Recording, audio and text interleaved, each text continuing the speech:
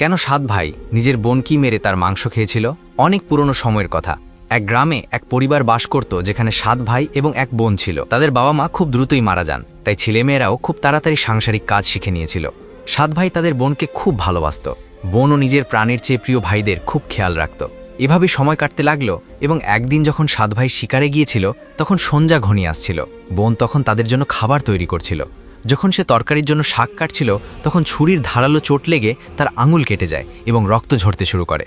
প্রথমে সে ঘাবড়ে গিয়েছিল, কিন্তু নিজেকে সামলে নিল।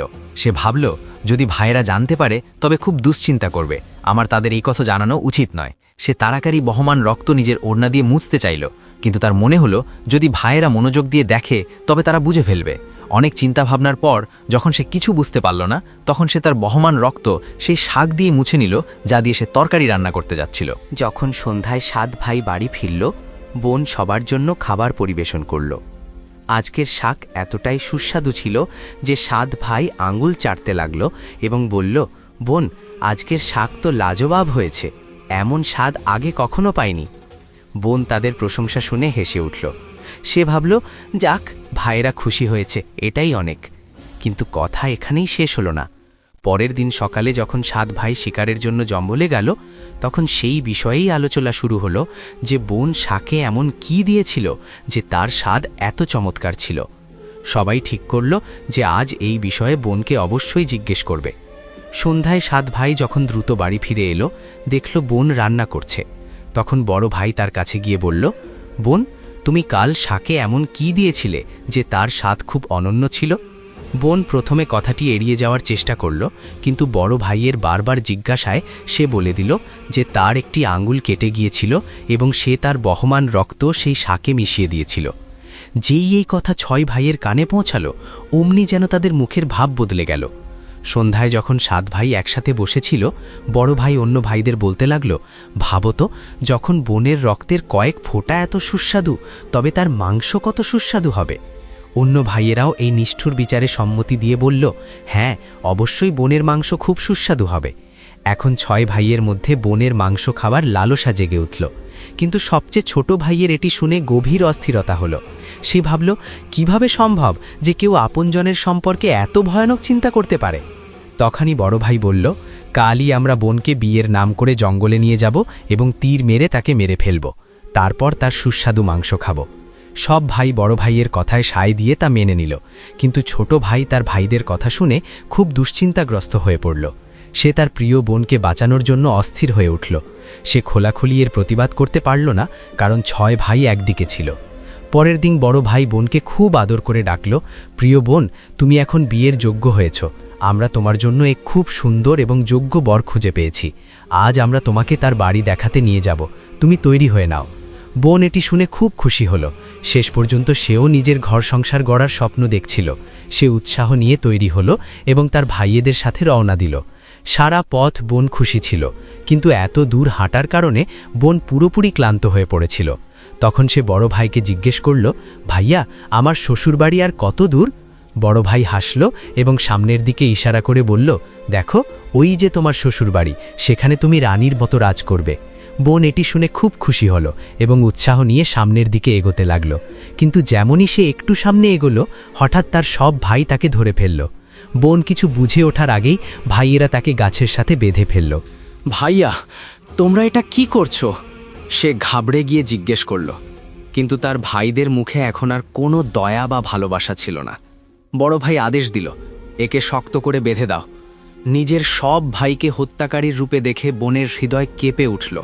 সে ফুপিয়ে ফুপিয়ে কাঁদতে লাগলো এবং ভগবানকে স্মরণ করে বলতে লাগলো, হে ভগবান, আমার নিজের ভাইয়েরাই আমাকে হত্যা করতে চায়। এদের কারোর মনেই কি আমার জন্য দয়া বা ভালোবাসা নেই? তার কথা শুনে ছোট ভাইয়ের চোখ ভরে এলো। তার হৃদয় কেঁপে উঠল, কিন্তু ছয় ভাইয়ের বিরুদ্ধে যাওয়ার সাহস তার ছিল না। বোনকে বাঁধার পর বড় ভাই সবাইকে একে একে তাকে বান দিয়ে আঘাত করার আদেশ দিল। বড় ভাই নিজের বোনের উপর প্রথম তীর ছুটতে যাবে, তখনই বোন ভাইয়ের সামনে করুণ সুরে গান শুরু করল, মারো মারো ভাইয়া বুকে লক্ষ্য করে, ভাইয়া বুকে লক্ষ্য করে, তোমার তীর জঙ্গলে চলে যাবে ভাইয়া। বড় ভাই কঠোরভাবে তীর চালালো, কিন্তু লক্ষ্যভ্রষ্ট হলো। এরপর দ্বিতীয় ভাই তীর চালাতে এগিয়ে এলো। বোন পুনরায় সেই করুণ গান গাইল, দ্বিতীয় ভাইও লক্ষ্যভেদে ব্যর্থ হলো। একে একে সব 6 ভাই নিজেদের বোনকে মারার চেষ্টা করল, কিন্তু প্রতিবারই তাদের লক্ষ্য ভ্রষ্ট হচ্ছিল। এখন সবচেয়ে ছোট ভাইয়ের পালা। সব ভাই তার উপর চিৎকার করে বলল, পুরো শক্তি দিয়ে তীর চালাবি, বোনকে এক আঘাতেই মেরে ফেলবি। যদি তুই ব্যর্থ হোস তবে আমরা তোকেও জ্যান্ত ছাড়ব না। ছোট ভাইয়ের জন্য এই পরিস্থিতি অসহনীয় ছিল। সে তার বোনকে অত্যন্ত স্নেহ করত। বোন যখন ছোট ভাইয়ের জীবন বিপন্ন হতে দেখল, তখন সে মনে মনে সিদ্ধান্ত নিল, সে নিজের প্রাণ বিসর্জন দেবে, কিন্তু নিজের সবচেয়ে প্রিয় ভাইকে মরতে দেবে না। সে মনে মনে ঈশ্বরের কাছে প্রার্থনা করল, হে ভগবান, আমার এই ছোট ভাইয়ের তীর যেন আমার বুক ভেদ করতে সফল হয়, যাতে একেই পাপী ভাইদের হাতে মরতে না হয়। তারপর সে করুণ সুরে সেই গান গাইল, মারো মারো ভাইয়া বুকে লক্ষ্য করে, ভাইয়া বুকে লক্ষ্য করে, তোমার তীর আমার বুক ভেদ করে যাক ভাইয়া। ছোট ভাইয়ের চোখ দিয়ে অশ্রুধারা বয়ে চলতে লাগলো, কিন্তু সে নিরুপায় ছিল। সে কাঁপতে থাকা হাতে তীর চালালো। তীর বোনের বুকে গভীরভাবে বিঁধে গেল। সে যন্ত্রণায় কিছুক্ষণ ছটফট করল এবং তারপর তার চোখ চিরতরে বন্ধ হয়ে গেল। 6 ভাই যখন তাদের কুটিল পরিকল্পনা সফল হতে দেখল, তাদের মুখে নিষ্ঠুর হাসি ফুটে উঠল। এখন 6 ভাই মিলে বোনের দেহ টুকরো টুকরো করে কাটল। বড় ভাই ছোট ভাইকে জঙ্গল থেকে কাঠ আর জল আনতে বলল। ছোট ভাই ভিতর ভিতর খুব বেশি চিন্তিত ছিল। তার চোখের সামনে তার প্রিয় বোনের দেহ টুকরো করে কেটে তার মাংস রান্না করা হচ্ছিল, কিন্তু সে অসহায় ছিল। যখন সে জঙ্গলে গেল, তখন জল ও কাঠের সাথে কিছু মাছ ও কাঁকড়াও নিয়ে এলো। সে মনে মনে ভাবল, আমি আমার বোনের মাংস খেতে পারবো না, কিন্তু যদি আমি প্রতিবাদ করি তবে এই নির্দয় ভাইয়েরা আমাকেও মেরে ফেলবে। শীঘ্রই ভাত ও মাংস তৈরি হয়ে গেল এবং খাবার পরিবেশন করা হলো। সব ভাই মাংস খাওয়ার জন্য উৎসুক ছিল। ছোট ভাই গোপনে তার খাওয়ার জায়গায় একটি গর্ত খুঁড়ে রেখেছিল। যেমনই তার থালায় বোনের মাংস দেওয়া হলো, সে কাউকে না দেখিয়ে মাংসগুলো গর্তে ফেলে দিল এবং মাছ কাঁকড়া খেতে লাগল। বাকি সব ভাই তাদের বোনের হাড় চিবোচ্ছিল। যখন সবার পেট ভরে গেল, বড় ভাই ছোট ভাইকে বলল, এখনই এটো পরিষ্কার কর।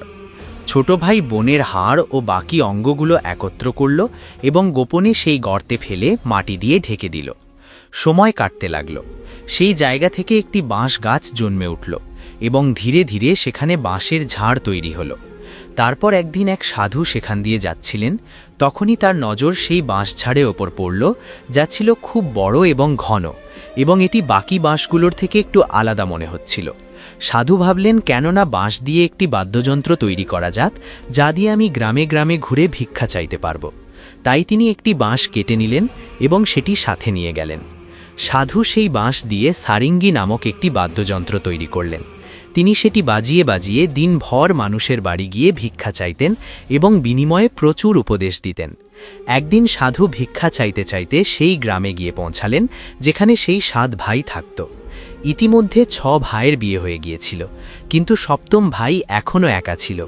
সে তার বোনের কষ্ট ভোলেনি এবং সে কারণে সে বিয়েও করেনি।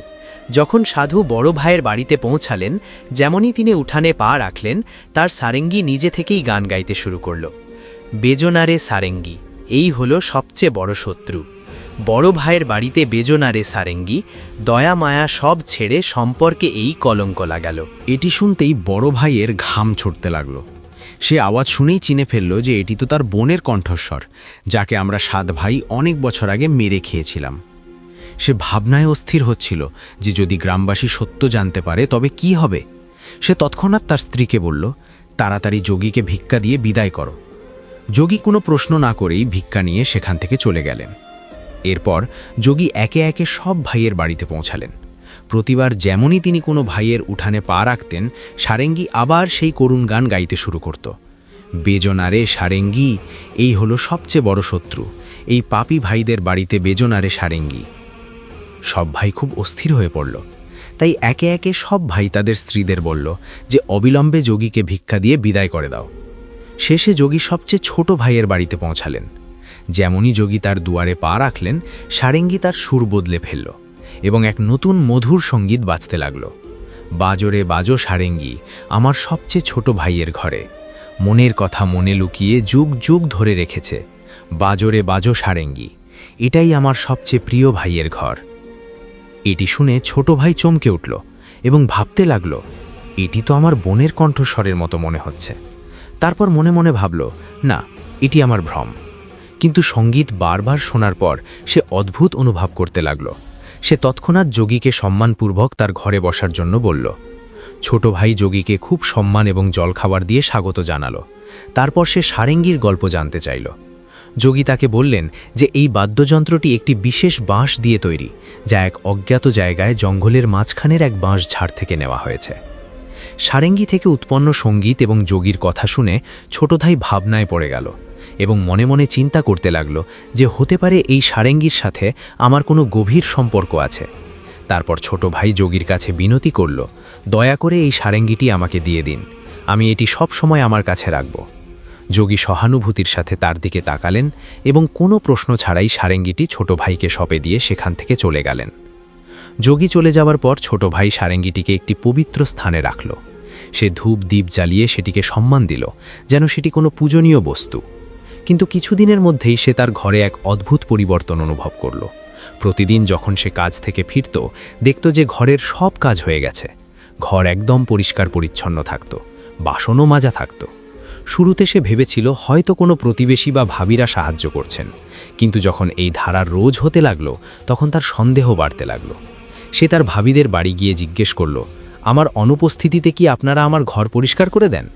ভাবিরা চমকে গেল, আমাদের তো নিজেদের ঘরের কাজ থেকেই ফুরসত নেই, তোমার ঘর আমরা কিভাবে পরিষ্কার করব? এখন ছোট ভাইয়ের কৌতূহল বেড়ে গেল। সে সত্য জানার সিদ্ধান্ত নিল। যখন রাত হলো, সে শব্দ না করে ঘরের এক অন্ধকার কোণে লুকিয়ে পড়ল। মাঝরাত নাগাদ এক হালকা খসখস শব্দ শোনা গেল। ছোট ভাইয়ের শ্বাস যেন থমকে গেল। কিছুক্ষণের মধ্যেই সারেঙ্গি থেকে হালকা আলো বের হতে লাগলো। হঠাৎ সারেঙ্গির ভেতর থেকে ধীরে ধীরে এক ছায়ার মতো বের হলো, যা ধীরে ধীরে এক মেয়ের আকার নিতে লাগলো। ছোট ভাই নিজের চোখে যা দেখল তা ছিল অবিশ্বাস্য। সারেঙ্গি থেকে এক সুন্দর যুবতী প্রকট হলো, কিন্তু যখন সে প্রদীপের আলোয় এলো তখন ছোট ভাইয়ের হৃদস্পন্দন বেড়ে গেল। সেই যুবতী একদম তার মৃত বোনের মতো দেখতে। সে চুপচাপ ঘর পরিষ্কার করতে লাগলো। সে এক একটি জিনিস সঠিক জায়গায় রাখল, বাসন ধুয়ে নিল এবং তারপর ঘর মুছতে লাগলো। তার প্রতিটি কাজে আপনত্ব ছিল, যেন সে নিজের কোনো ঘর গুছিয়ে রাখছে। যুবতী ধীরে ধীরে কাজ শেষ করল এবং তারপর যেমন এসেছিল সেভাবেই সারেঙ্গিতে ঢুকে যেতে লাগলো। ছোট ভাই নড়াচড়াও করতে পারছিল না। যখন সে পুরোপুরি সারেঙ্গিতে ঢুকে গেল তখন গিয়ে সে স্বস্তির নিঃশ্বাস ফেলল। পরের দিন সেই রহস্য তার বড় ভাবিকে বলল। বড় ভাবি কিছুক্ষণ চুপ থেকে গম্ভীর স্বরে বললেন, যদি এটি সত্যি হয় তবে আমি তোমাকে একটি উপায় বলছি, তুমি মন দিয়ে শোনো। যখন সে সারেঙ্গি থেকে বাইরে আসবে তখন তুমি তৎক্ষণাৎ সেই সারেঙ্গিটি আগুনে ফেলে দেবে এবং তার উপর গঙ্গাজল ছিটিয়ে দেবে। এতে সেই আত্মা তার পুরনো শরীরের বন্ধন থেকে মুক্ত হয়ে যাবে। কিন্তু মনে রেখো, যদি তুমি এটি করতে সামান্য দেরি করো তবে হয়তো সে চিরতরে হারিয়ে যাবে। ছোট ভাই ভাবির কথা গুরুত্বের সাথে নিল। সে ঠিক করল আজ রাতেই সেই উপায়টি অবলম্বন করবে। রাত হতেই সে আবার সেই জায়গায় লুকিয়ে বসে রইল। এবার সে আগের চেয়ে বেশি সতর্ক ও প্রস্তুত ছিল। তার চোখ সারেঙ্গির ওপর নিবদ্ধ ছিল। তখনই সেই হালকা খসখস শব্দ হলো এবং সারেঙ্গি থেকে সেই আলো বের হলো। ধীরে ধীরে তার বোন আবার প্রকট হলো।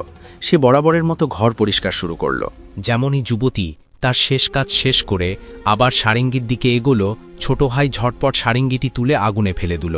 সারেঙ্গি জ্বলতেই তাতে এক তীব্র আলো ফুটে উঠল। পুরো ঘরে আলো ছড়িয়ে পড়ল। যুবতী হঠাৎ থমকে গেল। তখনই ছোট ভাই সময় নষ্ট না করে তুলসী জলের ফোঁটা তার ওপর ছিটিয়ে দিল।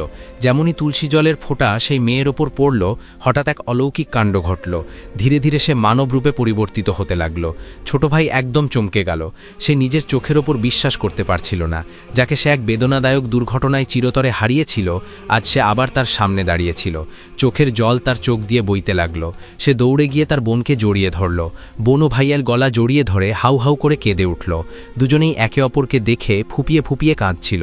ছোট ভাই বোনের হাত ধরে ফেলল, যেন সে আর কখনো তাকে হারাতে চায় না। কিন্তু গল্প এখানেই শেষ হলো না। ছোট ভাই ঠিক করল যে সে তার 6 ভাইকে তাদের পাপের কথা উপলব্ধি করাবে। ছোট ভাই পুরো গ্রামবাসীকে একত্র করল। তার মুখে ব্যথা এবং চোখ দিয়ে অশ্রুধারা বইছিল। সে কাঁপানো গলায় বলতে শুরু করল, আজ আমি আপনাদের সবাইকে এক বড় সত্য বলতে যাচ্ছি, এমন এক সত্য যা শুনে আপনাদের গায়ের লোম খাড়া হয়ে যাবে এবং নিজেদের পরিবারের ওপর থেকেই ভরসা উঠে যাবে যে কেউ আপনজনের সাথেও এমন করতে পারে। কিন্তু আমি ওপরওয়ালার কাছে এই দোয়াই করি যেন এমন কারো সাথে না হয়। তারপর ছোট ভাই বলতে শুরু করলো, আমার বোন যে বহু বছর আগে মারা গিয়েছিল তার মৃত্যু কোনো দুর্ঘটনা ছিল না, বরং আমার নিজের 6 ভাই তাকে বিয়ের নাম করে জঙ্গলে নিয়ে গিয়েছিল এবং আমার হাতেই বোনকে হত্যা করিয়েছিল। শুধু তাই নয়, তারা তার দেহ টুকরো করে তার মাংস রান্না করে খেয়েও নিয়েছিল।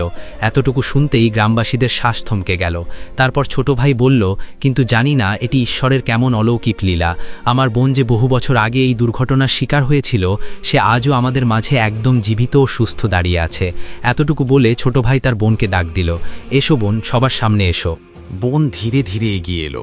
যখন সে সবার সামনে এলো তাকে দেখে সবার চোখ কপালে উঠল। কেউ নিজের চোখকে বিশ্বাসই করতে পারছিল না যে মেয়ে বহু বছর আগে মারা গিয়েছিল সে আজ তাদের সামনে দাঁড়িয়ে আছে, একদম আগের মতোই।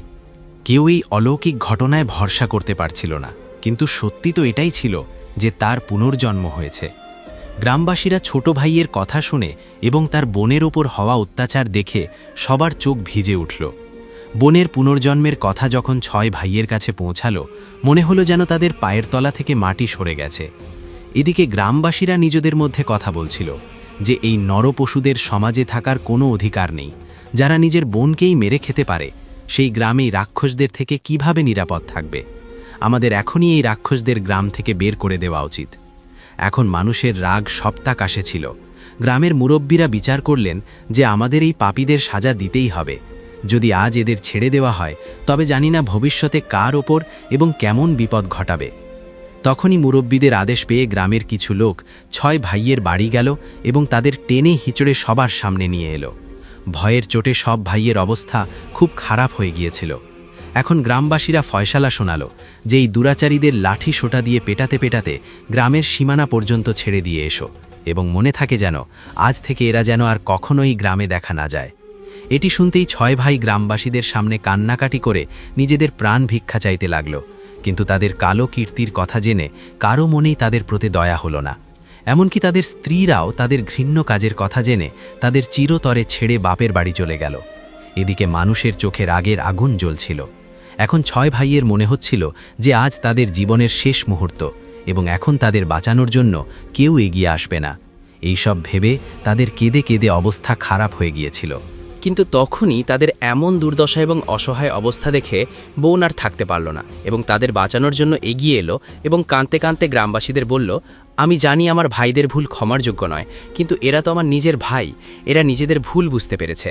আমি আপনাদের সবার কাছে হাত জোর করে বিনতি করছি যে এদের নিজেদের ভুল শোধরানোর একটি সুযোগ দিন। সে বারবার কাঁদতে কাঁদতে গ্রামবাসীদের কাছে মিনতি করছিল। এটি দেখে 6 ভাইয়ের হৃদয়ে কেঁপে উঠল। তারা নিজেদের মধ্যে বলতে লাগলো যে বোনের ওপর আমরা এত অত্যাচার করলাম আজ সেই আমাদের বাঁচানোর জন্য সামনে দাঁড়িয়ে আছে। তাদের নিজেদের ভুলের জন্য গভীর অনুশোচনা হতে লাগলো এবং তারা ফুপিয়ে ফুপিয়ে কাঁদতে লাগলো। বোনের নিজের ভাইদের প্রতি ভালোবাসা এবং ক্ষমাভাব দেখে গ্রামবাসীদের হৃদয়ও গলে গেল। তারা ভাইদের ক্ষমা করে দিল। ভাইদের ক্ষমা পেতে দেখে বোন খুব খুশি হলো এবং তাদের কাছে গেল। তখনই সব ভাই কাঁদতে কাঁদতে বোনের সামনে হাত জোর করে নিজেদের কাজের জন্য ক্ষমা চাইছিল এবং নিজেদের ভুলকে দোষারোপ করছিল। বোন তার ভাইদের চোখে জল দেখতে পারল না এবং সে হাসি মুখে তার ভাইদের ক্ষমা করে দিল। সব ভাই বোনকে জড়িয়ে ধরে কেঁদে ফেলল। এই দৃশ্য দেখে গ্রামবাসীদের চোখেও জল চলে এলো। এখন সব ভাই বোনকে নিয়ে নিজের বাড়িতে ফিরে গেল। এখন সব ভাই তাদের বোনকে অত্যন্ত স্নেহ করতে লাগলো এবং আগের চেয়েও বেশি বোনের খেয়াল রাখতে লাগলো। তারা হাসি খুশিতে নিজেদের জীবন কাটাতে লাগলো। এখন এই গল্প এখানেই সমাপ্ত হলো। আপনারা জানান যে এই গল্পটি আপনাদের কেমন লেগেছে এবং এমন সব লোককথা শোনার জন্য আমাদের চ্যানেল সাবস্ক্রাইব অবশ্যই করবেন। দেখা হবে পরের ভিডিওতে।